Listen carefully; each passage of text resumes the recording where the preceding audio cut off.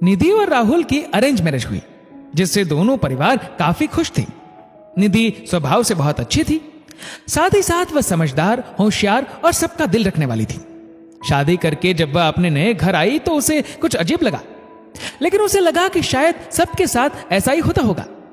निधि के घर में उसकी सास, जेठ और मौसी सास रहा करती थी। वह रोज सुबह उठकर काम करती, खाना बनाती और सबका पूरा ध्यान रखती थी। फिर भी न जाने क्यों घर वालों को उसका कोई भी काम पसंद नहीं आता था और हमेशा उसके खाना बनाने या काम करने के तरीके पर नुक्स निकालने लगते थे, जिससे निधि का दिल दुख जाता था और वह कमरे में जाकर आंसू बहा लिया करती थी। कभी कभी वह अपने पति राहुल को अपनी समस्या बताना चाहती, लेकिन उसका पति काम में ही लगा रहता और कभी भी निधि की बातों पर ध्यान नहीं देता। इस बात से वह बहुत परेशान थी और वह पूरी कोशिश करती जिससे वह अपनी परेशानी छिपा सके, लेकिन कभी ना कभी उसका दुख दिख ही जाता था। एक दिन निधि अपनी सास से जाकर कहती है, मम्मी जी, क्या मैं स्कूल में नौकरी कर सकती हूँ? इस बात पर सास नजरों को तिरछी करते हुए देखती है और घुरते हुए कहती है, क्या जरूरत है नौकरी करने की? घर में इतना काम है, उसी को तुम सही से कर लो, वही बहुत है। अगर तुम नौकरी करने चली जाओगी तो घर का काम कौन करेगा? इस बात पर निधि बोलती है, मैं सारा काम करके स्कूल जाया करूंगी और आने के बाद भी सारा काम कर दिया करूंगी। इस बात की आप चिंता मत करिए, शादी के पहले भी तो मैं स्कूल में टीचिंग की नौकरी किया करती थी।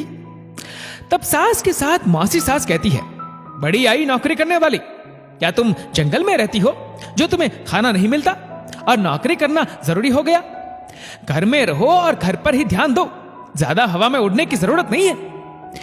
ऐसी बातों से निधि का दिल दुख जाता, क्योंकि वह बात तो अपनी सास से कर रही थी, लेकिन जवाब मौसी सास दे रही थी। वैसे तो निधि की मौसी सास तलाकशुदा थी, लेकिन फिर भी उन्होंने लोगों से यह बात छिपा रखी थी और मजे से अपनी जिंदगी काट रही थी। जब भी निधि किसी काम को करने की सोचती तो उससे पहले ही मौसी सास वह काम करके वाहवाही बटोरने लगती और घर वाले उसकी चाल से अनजान रहते। निधि के जेठ भी कोई काम नहीं करते और घर में रहकर दिन भर लड़ाई झगड़े में ध्यान लगा रहता, और अगर कोई भी काम उनके पसंद का ना हो रहा हो तो उसमें भी वह घर के लोगों को परेशान किया करते थे। इस वजह से निधि के पति भी बहुत परेशान हो जाते थे, जिस वजह से दोनों पति पत्नी एक दूसरे के साथ समय नहीं बिता पाते थे और यह बात हमेशा निधि को बुरी लगती थी। आखिर निधि अपने दिल की बात किसे बताई? वह मन मारकर चुपचाप रहने लगी। एक बार निधि के पति के दोस्तों के साथ घूमने जाने का प्लान बना, जिसमें निधि भी उनके साथ गई। यह टूर 2 से 3 दिनों का ही था, जिसके बाद निधि का मन तरोताजा हो गया और वह खुश रहने लगी। लेकिन यह बात उसके सास को पसंद नहीं आई और उसे ताने देने लगी। अरे, इसे तो बस घूमने फिरने की ही लगी रहती है, मेरे घुटनों में इतना दर्द है लेकिन इसे दिखाई नहीं देता। जैसे तैसे निधि की जिंदगी आगे बढ़ रही थी और वह खुश रहने की कोशिश कर रही थी। निधि के पति को ऐसा एहसास हुआ अब निधि पहले की तरह खुश नहीं रहती। उसने इस बारे में अपनी मां से बात की, लेकिन मां का सीधा जवाब मिला, ठीक ही तो है, खा पी रही है और क्या चाहिए, अपने घर में तो रोज मिठाई नहीं खाती होगी ना। निधि ने उन लोगों की यह सारी बात सुन ली थी और अब उसने यह सोचा था कि वह कभी भी किसी से कोई बात नहीं करेगी, क्योंकि उस घर में कोई उसे समझने वाला नहीं था। लेकिन एक दिन अचानक राहुल ने आकर कहा कि तुम स्कूल में नौकरी करना चाहती हो ना, तो जाओ पास के स्कूल में अप्लाई कर दो, मैं मां से और अपने भाई से बात कर लूंगा। ये सुनकर तो निधि का खुशी का ठिकाना नहीं था और जल्दी उसे एक स्कूल में नौकरी मिल जाती है। स्कूल में भी सभी लोग उसके काम से बहुत खुश होते हैं और जल्दी ही उसकी सैलरी भी बढ़ जाती है। लेकिन उसके काम से खुश नहीं थे तो वे उसके घर वाले बात बात पर निधि के सास बोला करती, मेरी भी सरकारी नौकरी थी, लेकिन मैंने अपने घर और पति के लिए अपनी नौकरी को छोड़ दिया, क्योंकि मुझे ऐसा लगता था कि मेरी जरूरत घर में ज्यादा है। लेकिन आजकल बात मानने का रिवाज नहीं है। लेकिन निधि चुपचाप सुनती पर कोई भी जवाब नहीं देती और चुपचाप अपने कमरे में ही चली जाती है। एक दिन निधि की पड़ोसन उनके घर बैठने आती है और निधि से अच्छी तरीके से बात करने लगती है और उसी वक्त वहां पर सास आकर बैठ जाती है। पड़ोसन खुशी खुशी निधि के सास से कहती है, अब आपको अच्छा लगता होगा, आपकी बहू नौकरी जो करने लगी, अच्छा है ना, उसका भी मन लग जाता है और 4 पैसे कमा लेती है। इस बात से सास रूखा जवाब देती है, इसके नौकरी करने से हमें क्या फायदा है, घर तो हम ही चलाते हैं, ये तो बस जोड़ जोड़ कर पैसे रख रही है, बाद में आराम से उड़ाएगी। इसके साथ ही साथ मेरे बेटे से भी पैसे लेती है, सोचो तो कितना रखी होगी अपने पास। इस बात पर पड़ोसन कहती है, कोई बात नहीं माँ जी, बहू भी तो आपकी है, आपको तो खुश होना चाहिए। लेकिन ऐसी अच्छी बातें सास को समझ में नहीं आती थी और अपनी बहन के साथ बैठकर हमेशा निधि की बुराई किया करती। अब तो निधि ने भी ध्यान देना छोड़ दिया था। एक दिन अचानक रात के समय राहुल का एक्सीडेंट हो जाता है और जब यह बात घर वालों को पता चलती है तो सभी बहुत परेशान हो जाते हैं। ऐसे बुरे समय में भी निधि के घर वाले उसे ताना देने से नहीं चूकते और कहते हैं, अरे एक्सीडेंट होने पर उसे क्या बुरा लगेगा, बेटा तो हमारा था, वह तो दूसरे घर की लड़की है। अब तो निधि के घर में अफरा तफरी मच गई क्योंकि उसके पति की हालत अच्छी नहीं थी। एक हॉस्पिटल से दूसरे हॉस्पिटल में एडमिट किया गया और उसके पति का ऑपरेशन करना पड़ा। इसके बाद भी हालत में सुधार नहीं हुआ, लेकिन निधि नियमित रूप से अपने पति की देखभाल करती और साथ ही साथ उसके खाने पीने का भी सारा इंतजाम भी वह खुद ही कर लेती। हॉस्पिटल से घर आने पर भी घर का काम निपटा देती। इस बीच उसकी तबीयत खराब हुई, लेकिन उसने ध्यान नहीं दिया।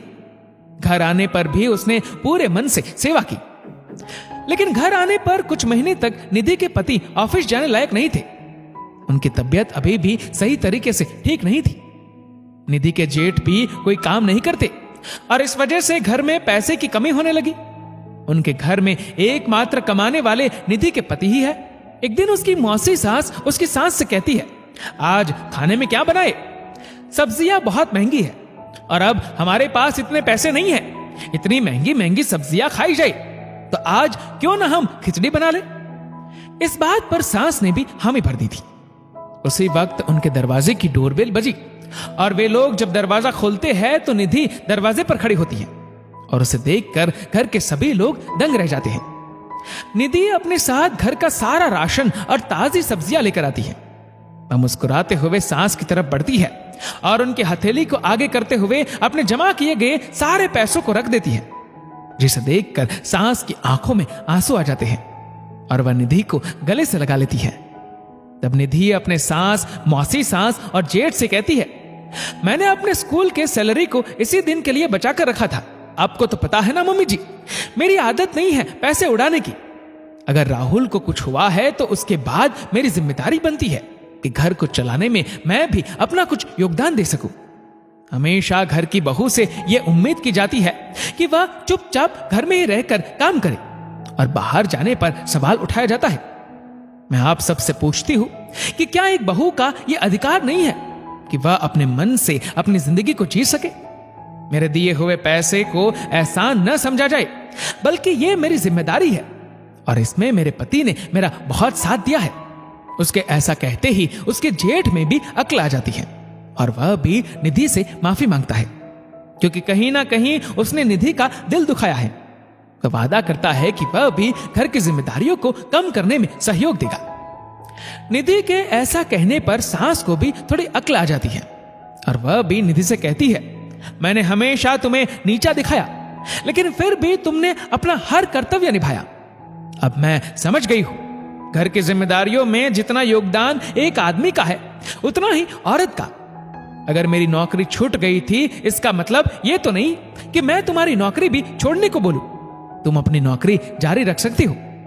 इतना कहते ही निधि के चेहरे पर मुस्कान आ जाती है और उसी समय वहां पर राहुल आ जाता है, जो निधि को देखकर मुस्कुराता है और उससे कहता है, मुझे गर्व है कि तुम मेरी पत्नी हो। इतना सुनते ही निधि की आंखों में आंसू आ जाते हैं और उसमें एक गजब का आत्मविश्वास पैदा हो जाता है। दोस्तों, ये कहानी हमारे देश में लगभग हर घर की है, जहां पर बहुओं को कम ही आंका जाता है, लेकिन समय पड़ने पर वह बहू हर तरीके से काम आती है। उम्मीद करते हैं आपको हमारी ये कहानी पसंद आई होगी और पसंद आने पर इसे ज्यादा से ज्यादा लाइक करिए, शेयर करें ज्यादा से ज्यादा लोगों तक और ऐसे ही और भी इंस्पिरेशनल वीडियोस के लिए हमारे फेसबुक पेज को आज ही फॉलो करें। धन्यवाद।